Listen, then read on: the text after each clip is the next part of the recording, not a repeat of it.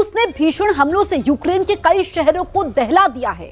Drone और जंगी जेटों से मिसाइलों की बौछार करने के बाद रूस ने लुहांस्क में जीत का ऐलान कर दिया है।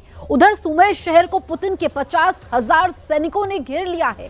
पुतिन ने युद्ध में सबसे विनाशकारी हथियार कहे जाने वाले T-95 बम वर्षक को भेजने के सिग्नल दिए हैं।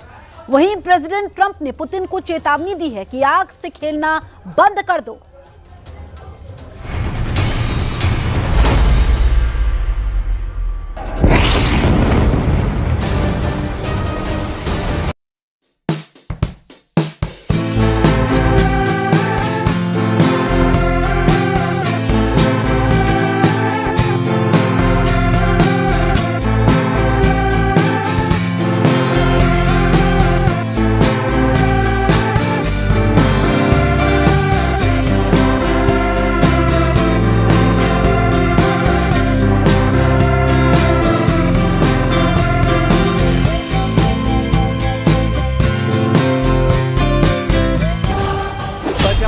सैनिकों ने घेरा सुमी, सिर्फ 12 किलोमीटर दूर पुतिन की जीत।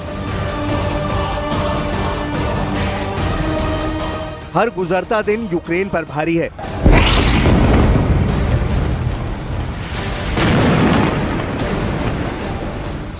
हर अपडेट के साथ ज़ेलेंस्की का हौसला टूट रहा है। रूस के भीषण हमले से यूक्रेन की धरती खौलता बारूदी ज्वालामुखी बनती जा रही है। जिस शहर में देखिए बारूदी आतिशबाजी दिख रही है। 1 जुलाई की सुबह यूक्रेन की न्यूक्लियर सिटी ज़ैपोरिज़िया एक बार फिर ड्रोन स्ट्राइक से दहल गई है।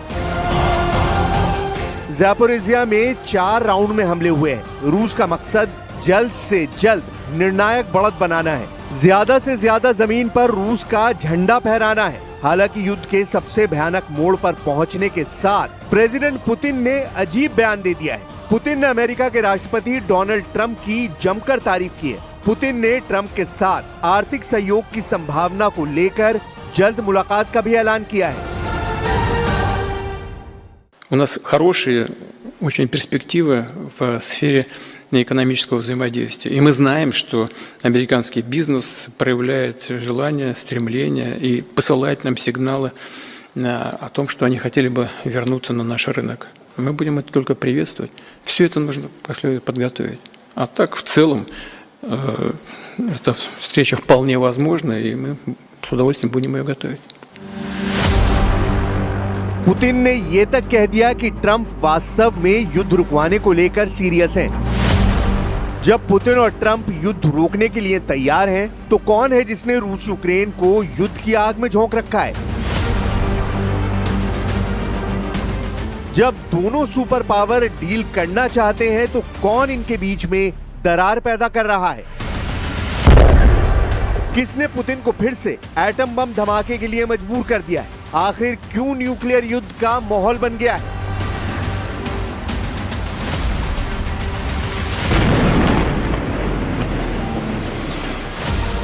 पुतिन बोले ट्रंप साहसी हैं। पुतिन ने ट्रंप को कहा बहादुर लीडर।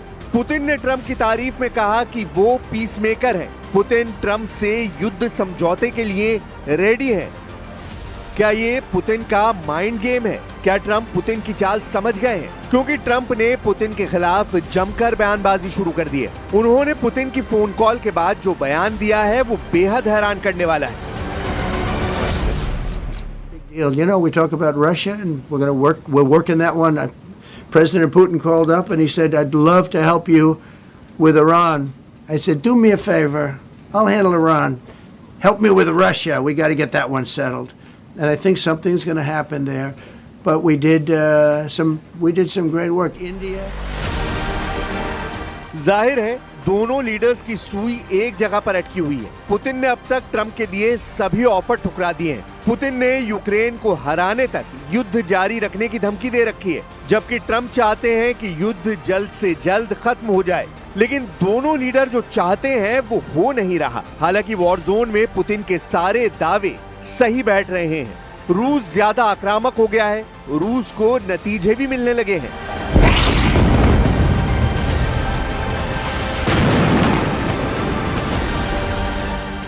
रूस ने यूक्रेन के सूमे को जीतने के लिए 50,000 से ज्यादा रूसी सेना के स्पेशल जवान मोर्चे पर भेजे हैं। पुतिन की आर्मी सूमे से सिर्फ 12 किलोमीटर दूर है, यानी अगले कुछ दिन में सूमे सबसे भीषण युद्ध का गवाह बन सकता है। 29 जून से कुर्स्क में भीषण लड़ाई शुरू हो गई है, जहां अब भी यूक्रेन का कुछ इलाके पर कब्जा है। लुहांस्क में रूसी सैनिकों ने बोरोवा, कुपियांस्क और लाइमन की तरफ बढ़ना जारी रखा है। रूस ने लुहांस्क में जीत का दावा किया है। दावा अगर सही साबित हुआ तो लुहांस्क 3 साल से चल रहे युद्ध में पूरी तरह रूस के कब्जे वाला पहला इलाका होगा। वहीं डोनेस्क में रूसी सेना चासिव यार की तरफ तेजी से बढ़ रही है। ज़ापोरिज़िया में रूस का आक्रामक सैन्य अभियान जोर पकड़ चुका है। खरसोन में यूक्रेन रूस के बीच जमीनी लड़ाई तेज हो गई है।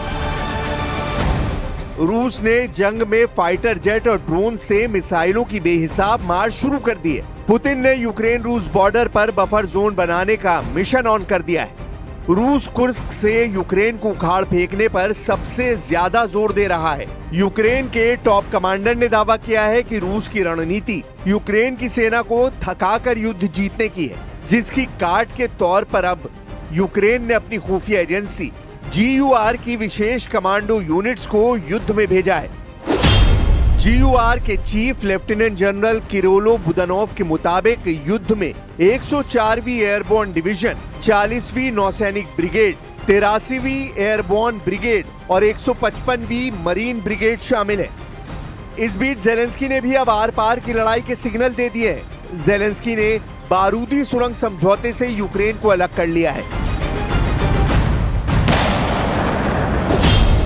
जेलेंस्की ने एंटी लैंडमाइन ओटावा कन्वेंशन से बाहर निकलने का ऐलान कर दिया है। 29 जून 2025 को इसका फैसला किया गया था। इसके बाद अब यूक्रेन एंटी पर्सनल लैंडमाइनों के उपयोग, उत्पादन, भंडारण के प्रतिबंध से खुद को अलग कर लेगा। मतलब रूस की सेना को अब कदम कदम पर बारूदी सुरंग के धमाकों से निपटना होगा। जेलेंस्की ने दावा किया है कि रूस ने कभी भी इस संधि को नहीं माना। रूसी सेना ने बारूदी सुरंग का जमकर इस्तेमाल कर यूक्रेन में भारी तबाही मचाई है, जिसकी वजह से अब यूक्रेन ने भी संधि से अलग होना तय कर लिया है। Росія ніколи не була учасницею цієї конвенції і надзвичайно цинічно використовує протипіхотні міни. Причому не тільки зараз, у війні проти України. Це фірмовий почерк російських вбивців – знищувати життя всіма методами, які в них є. І хімічну зброю, і балістику, в тому числі ракети середньої дальності. जेलेंस्की जानते हैं कि वो अकेले रूस से युद्ध नहीं जीत सकते। यूक्रेन को अपनी जमीन बचाने के लिए यूरोप और अमेरिका से बार बार मदद मांगनी पड़ रही है, जिससे यूरोपीय देश भी पुतिन के टारगेट पर हैं, खासकर जर्मनी, जिसने यूक्रेन को हथियारों की मदद में तेजी लाने का वादा किया है। पश्चिमी मीडिया रिपोर्ट्स में दावा किया जा रहा है कि पुतिन यूरोप पर हमले के लिए अपने सबसे विध्वंसक बम वर्षकों को इस्तेमाल कर सकते हैं। इसका ट्रेलर पुतिन 2 बार दिखा भी चुके हैं। यूरोप और एशिया पैसिफिक क्षेत्र में पुतिन ने परमाणु बम वर्षक की आसमानी परेड युद्ध के शुरुआती दिनों में दिखाई थी।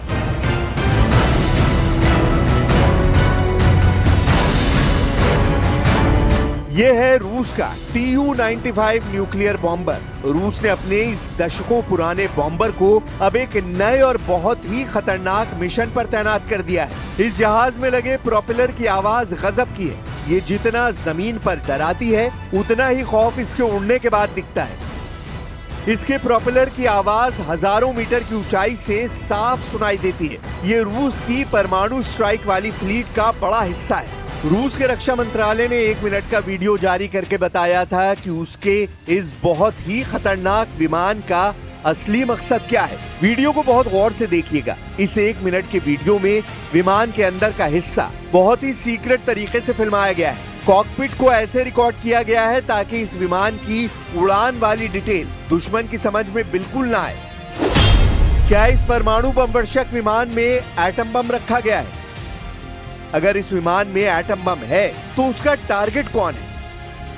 क्या पुतिन ने इसे इसलिए एयरबोर्न किया है क्योंकि वो परमाणु हमले की गारंटी चाहते हैं? या फिर ये जवाबी एटमी हमले वाली ताकत का हिस्सा है, जिसे अंग्रेजी में सेकेंड स्ट्राइक कैपेबिलिटी कहा जाता है। Tu-95 जब आसमान में होता है तो उसकी हिफाजत के लिए साथ में होते हैं सुखोई 30 और सुखोई 35 फाइटर जेट। ये दोनों जेट इस विमान को एस्कॉर्ट करते हैं ताकि दुश्मन के विमान रूस के इस बमवर्षक से दूर रहे। आप इसे पुतिन के आसमानी बॉडीगार्ड भी कह सकते हैं, जो किसी भी हालात के लिए हमेशा तैयार रहते हैं। इनकी एयर टू एयर मिसाइल साफ देखी जा सकती है, यानी ये दुश्मन के विमान को मार गिराने के लिए पूरी तरह तैयार है। पूर्वी रूस के सीक्रेट एयरबेस से शुरू हुई इस खतरनाक उड़ान का अंजाम क्या होगा कोई नहीं जानता, लेकिन ये जहाज जहां से गुजरेगा उसकी कुछ जानकारी मिल गई है। ये जहाज 13 घंटे के एक मिशन पर है और ये बेरिंग सागर से होकर गुजर रहा है, यानी अमेरिका के अलास्का को छूते हुए ये विमान प्रशांत महासागर की तरफ बढ़ा। ये सीधा सीधा अमेरिका और जापान को चैलेंज था और पुतिन ने ये मिशन बहुत सोच समझकर तैयार किया था। 13 घंटे की उड़ान पर अमेरिका और जापान की नजर बनी रही, वो भी इस विमान को लगातार ट्रैक करते रहे। आप इसे पुतिन का न्यूक्लियर चैलेंज कह सकते हैं, जिससे पूर्वी बॉर्डर पर अमेरिका और जापान के लिए रोंगटे खड़े होना लाजमी है। इसके बाद बारी आई रिफ्यूलिंग की, क्योंकि टेक ऑफ के बाद लंबी दूरी के मिशन के लिए विमान को और ज्यादा ईंधन की जरूरत होती है। इसलिए टंकी को टॉप अप करने के लिए आगे पहुंचता है रूस का टैंक विमान IL-78 और फिर उसमें से निकला पाइप Tu-95 के रिफ्यूलिंग पॉट से जुड़ जाता है और शुरू हो जाती है आसमान में ही रिफ्यूलिंग। ये दोनों विमानों के लिए बहुत ही खतरनाक पल होते हैं। कॉकपिट का वीडियो पूरी तरह ब्लर कर दिया गया है ताकि इसके फ्लाइट पाथ यानी हवाई रूट के अलावा इस विमान टारगेट के बारे में दुश्मन को कोई जानकारी न मिले। रूस के पास ऐसे 50 से भी ज्यादा बॉम्बर हैं, यानी पुतिन की न्यूक्लियर फोर्स बहुत ज्यादा ताकतवर है और ये बात अमेरिका भी बहुत अच्छी तरह से जानता है।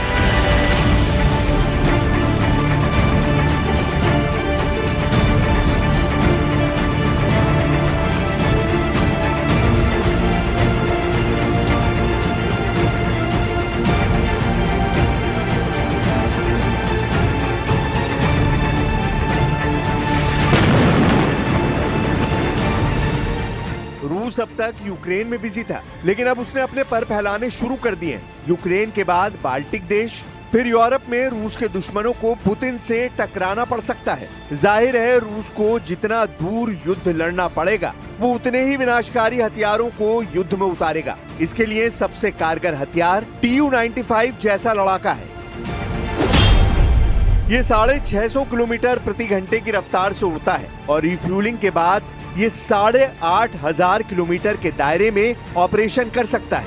ये 15,000 किलो के बम और मिसाइल लेकर उड़ सकता है। इसमें ऐसी मिसाइल लगाई जा सकती है जिसकी रेंज 3,000 किलोमीटर तक है। वैसे 50 बॉम्बर्स का बेड़ा किसी भी देश को एक झटके में एटमी धमाके से राख कर सकता है।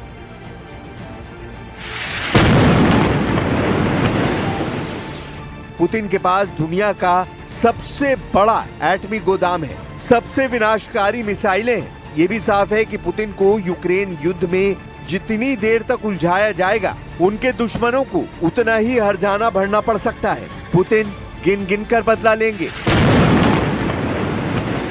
जरूर लेंगे, इसकी गारंटी वो खुद ले चुके हैं।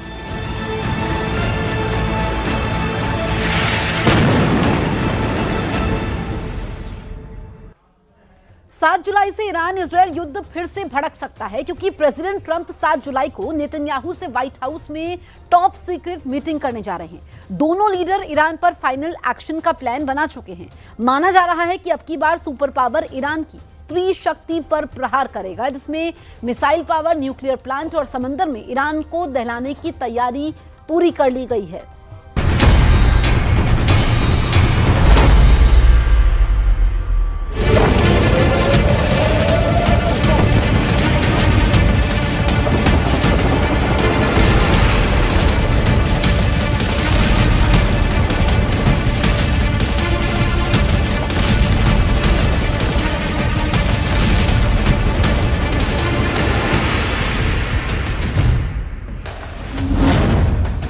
ईरान में नई तबाही का अलार्म सुनाई देने लगा है।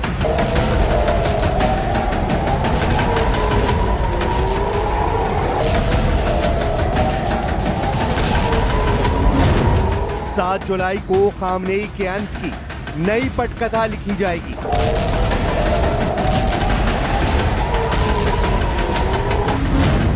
व्हाइट हाउस में ईरान की बर्बादी का नक्शा फिक्स हो चुका है।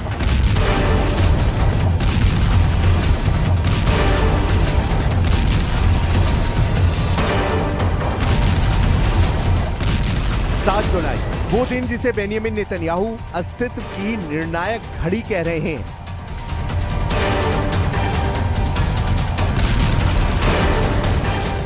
वॉशिंगटन में ट्रंप और नेतन्याहू आमने सामने होंगे, लेकिन मकसद कूटनीति नहीं, फाइनल एक्शन है। इजराइल की वॉर मशीनें एक्टिव मोड में है।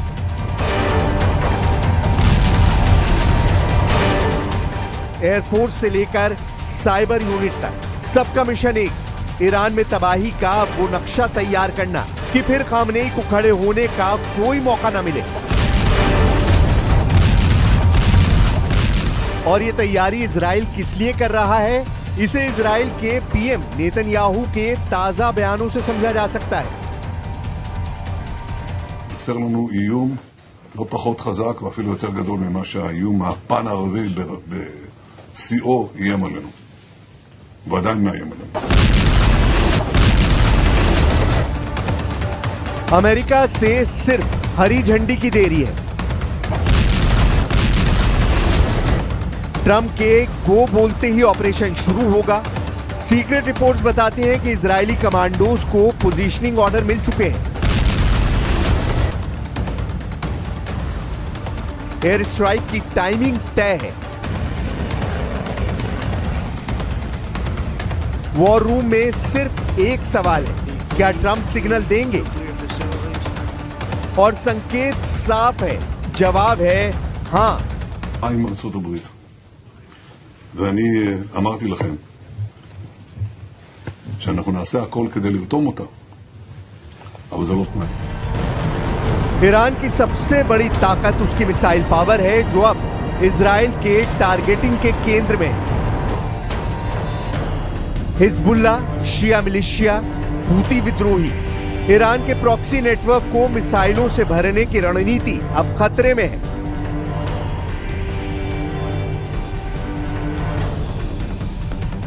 इजराइल ने पहले ही ईरान के rocket launch base, ballistic units और ड्रोन फैक्ट्रियों की सूची तैयार कर ली है।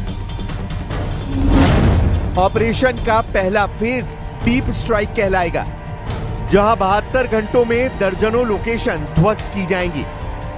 दावा किया जा रहा है कि 7 जुलाई को व्हाइट हाउस में जिस सीक्रेट प्लान को तैयार किया जाएगा, उसका हमला पहले से तेज होगा, सटीक होगा और आखिरी होगा।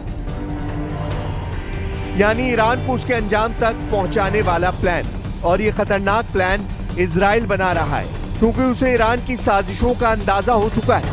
इजराइल के पीएम बेनियामिन नेतन्याहू के मुताबिक ईरान ने इजराइल के विध्वंस के लिए 3 रास्ते बना लिए। पहला रास्ता है घेरेबंदी की रणनीति, धुरी के जरिए इजराइल को खत्म करने की योजना। दूसरा रास्ता है मिसाइल जखीरे के जरिए इजराइल को तबाह करना। और तीसरा है परमाणु हथियारों के जरिए इजराइल की बर्बादी। यानी इजराइल संभावित खतरे को लेकर पूरी तरह हाई अलर्ट मोड पर है। और अब इसी खतरे का अंत करने के लिए 7 जुलाई को व्हाइट हाउस में बहुत बड़ी मुलाकात होने जा रही है। הם בנו בעצם 3 מסלולי השמדה. אחד, טבעת החנק. תוכנית להשמדת ישראל באמצעות הציר. השני, תוכנית להשמדת ישראל באיום טילאי. והשלישי, תוכנית להשמדת ישראל באיום גרעיני.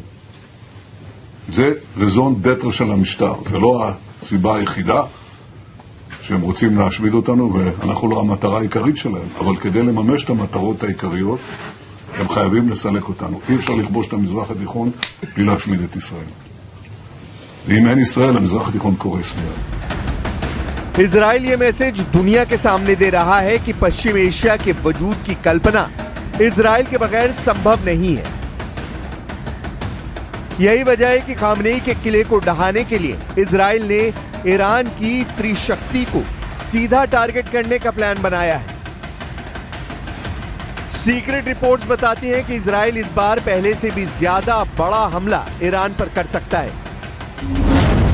जिसमें इजराइल के निशाने पर एक बार फिर ईरान की न्यूक्लियर साइट्स, मिसाइल तकनीक और समुद्री शक्ति होने वाली है, क्योंकि यही वो रास्ता है जहां से ईरान लगातार अपनी हेकड़ी दुनिया को दिखाता रहा है।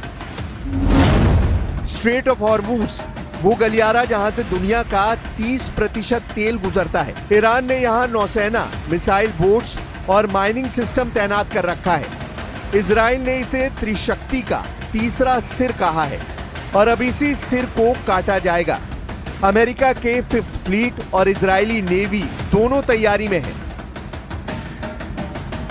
यानी ईरान की समंदर में दादागिरी अब ज्यादा दिन नहीं चलेगी। खबर है कि इस बार इजराइल ने जिन टारगेट्स को लॉक किया है उनमें नौसैनिक अड्डे, बंदरगाह, मिसाइल लॉन्चर जहाज और ईरानी सबमरीन रूट शामिल है। और इस ऑपरेशन को अंजाम तक पहुंचाने के लिए इजराइल की टॉर्पीडो यूनिट्स और under water drone fleet red alert पर है। दावा किया जा रहा है कि ऑपरेशन का कोड नाम भी तय हो चुका है, यानी ईरान की समुद्री पकड़ को हमेशा के लिए अलग कर देना ही अब इजराइल का मकसद है। क्योंकि इजराइल दावा करता रहा है कि पश्चिम एशिया अब ईरानी ब्लॉक से आजादी चाहता है और इस आजादी की शुरुआत होगी समंदर के रास्ते। इजराइल अपने मकसद को अंजाम तक पहुंचाने के लिए अब किसी भी हद तक जाने को तैयार है। यही वजह है कि ईरान के लिए नए हमले की प्लानिंग के लिए तैयारियां भी बड़ी हो रही हैं। זה לא היה מתאפשר, ולא הפעולה העצימה והמעולה שתירשם בדפי עמנו, ולדעתי יירשם בתולדות העולם, בוודאי בתולדות הצבאות, שלדעתי כולם יבואו ללמוד. יש לזה גם השלכות גדולות לכלכלה שלנו, אנחנו כבר מרגישים את זה. बेनियामिन नेतन्याहू के अमेरिकी दौरे की अहमियत कितनी है, इसे ऐसे ही समझा जा सकता है कि उनके करीबी सलाहकार और इजराइल के रणनीतिक मामलों के मंत्री रॉन डर्मर अपनी टीम के साथ पहले ही वॉशिंगटन पहुंच चुके हैं। रॉन डर्मर नेतन्याहू के अमेरिका आने से पहले तमाम मुद्दों पर सहमति बनाने की कवायद में लगे हैं, जिसके लिए वो लगातार व्हाइट हाउस के वरिष्ठ अधिकारियों से मुलाकात कर रहे हैं। Well, I know that Mr. Dermer is in Washington this week to meet with senior officials here at the White House. I also know that this administration is in constant communication with Israeli leadership, and the president himself speaks frequently, as you know, to Prime Minister Netanyahu. But this has been a priority for the president since he took office, to end this brutal war in Gaza. It is because of this president that humanitarian aid is being brought into the region. It's heartbreaking to see the images that have come out from both Israel and Gaza throughout this war, and the president wants to see it end. He wants to save lives, and however, the main priority for the president also remains to bring all of the hostages home out of Gaza. As you know, his tireless effort has brought home many of the hostages, including all of the American hostages who were held there. So he wants to see both things happen, and we're continuing to work very hard to do those things. 7 जुलाई को Trump और Netanyahu के बीच होने वाली मुलाकात पर दुनिया की नजरें इसलिए भी टिकी हैं क्योंकि ईरान की न्यूक्लियर साइट पर प्रहार के बाद 4000 किलोग्राम यूरेनियम का कोई अता पता नहीं है। दावा किया जा रहा है कि ईरान ने हमले से पहले ही न्यूक्लियर साइट्स पर मौजूद संवेदनशील सामग्री को अंडरग्राउंड कर दिया था। इसीलिए आशंका जताई जा रही है कि ईरान अब और ज्यादा गुपचुप तरीके से अपने न्यूक्लियर अभियान को आगे बढ़ा सकता है। खुद ईरान के सुप्रीम लीडर भी ये लगातार कहते आए हैं कि दुनिया के दबाव में ईरान किसी भी कीमत पर अपना न्यूक्लियर प्रोग्राम नहीं रोकेगा।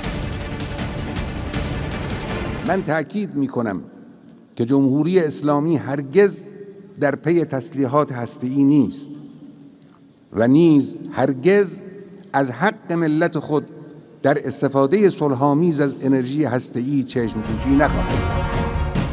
यही नहीं, ईरान ये भी दावा कर रहा है कि ऑपरेशन मिडनाइट हैमर के दौरान जिन 3 न्यूक्लियर साइट्स पर हमले किए गए, उन हमलों में इस्फहान, नतांज और फोर्दो जैसी न्यूक्लियर साइट को मामूली नुकसान हुआ है।